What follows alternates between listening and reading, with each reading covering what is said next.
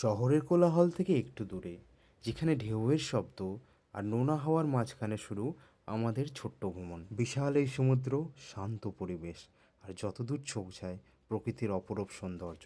এখন আমরা যেইখানে দাঁড়িয়ে আছি সেটা হলো ট্রলারের ঘাঁটি, অর্থাৎ ফ্রেজারগঞ্জ। এই বৃহৎ বৃহৎ ট্রলারে করেই গঙ্গাসাগরে পাড়ি দিয়ে মাঝিরা মাছ ধরতে যান।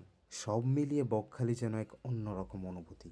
আজ আপনাদের নিয়ে চলেছি পশ্চিমবঙ্গের এক শান্ত, সুন্দর এবং মন ছুঁয়ে যাওয়া সমুদ্র সৈকত বকখালি। শান্ত পরিবেশ, তার সাথে সবুজে ঘেরাই ম্যানগ্রোভ অরণ্য, প্রকৃতির এই নিস্তব্ধ সৌন্দর্য মনকে এক অন্যরকম আনন্দ দেয়। এই ম্যানগ্রোভ গাছগুলো দেখলে ছোট্টবেলাকার স্মৃতি মনে পড়ে যায়। যখন পড়েছিলাম যে সুন্দরী গরান গেওয়া, এই সকল ম্যানগ্রোভ জাতীয় গাছ নোনা জলের মধ্যে বেঁচে থাকার জন্য তাদের শিকড়গুলো মাটির ওপরে তুলে দিয়ে সূর্যালোক গ্রহণ করে। সৈকতে ভেজা বালিতে হাঁটা, ঢেউয়ের সঙ্গে কিছু আনন্দের মুহূর্ত, আর ক্যামেরায় বন্দি অসংখ্য স্মৃতি।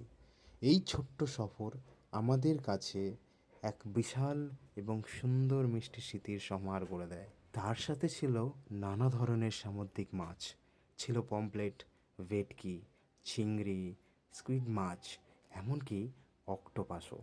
তোমরা এইখানে নিজেদের মন খুলে এবং ট্যাগ খুলে আনন্দ করতে পারবে। আপনারা যদি কম খরচে সুন্দর একটি উইকেন্ড ট্রিপে পরিকল্পনা করেন, তাহলে বকখালি আপনাদের তালিকায় রাখুন। আর ভিডিওটি ভালো লাগলে লাইক করবেন, বন্ধুদের সাথে শেয়ার করবেন, এবং এমন আরও ভিডিও পাওয়ার জন্য চ্যানেলটাকে ফলো করে নেবেন। মাত্র 2000 টাকায় 3 দিন আর 2 রাত, সত্যি কি সম্ভব? চলুন আজ আপনাদের নিয়ে চলে যাই এক শান্ত সুন্দর, মন ছুঁয়ে যাওয়া পরিবেশে, বকখালি। এই গল্পটা তো তোমরা আগেই শুনলে, তাহলে আর অপেক্ষা কেন করছো? শুক্রবারে ট্রেন ধরো, রবিবারে ফিরে আসো। 2 দিনে মন খুলে আনন্দ করো। ধন্যবাদ।